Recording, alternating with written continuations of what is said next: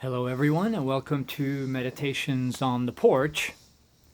I call this poem Family, God, and Country. And before I get started, we have the elections coming up in November, and we just need to look back on the previous presidential elections and just sort of maybe connect some of the dots. I don't know. COVID came out very conveniently, then the lockdowns, then mail-in voting, then the mandates, and so on. So I'll leave it at that. Let the poem speak for itself. Here we go. Family, God, and Country. I'm going to go out on a limb here and say something drastic is going to happen before November.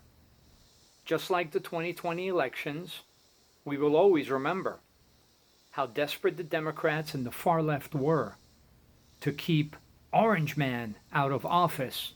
To most of us, it's all a blur of confusion, corruption, fear, and lies. What took place in the middle of the night, most of us despise. But if you really open your eyes, you can tell the difference between the truth and the lies.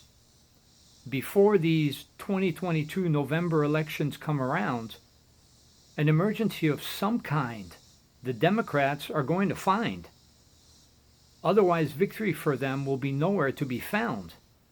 Everything points to us winning the midterms. But we have to look back on 2020 and learn that the Democrats are like a bunch of pesky rats, full of disease and desperate to survive. They will do anything, legal or not, in order to stay alive. The fake news, social media, big tech, and this administration are all working together for the destruction of our nation. Why? Some of you ask. Look around, don't you see?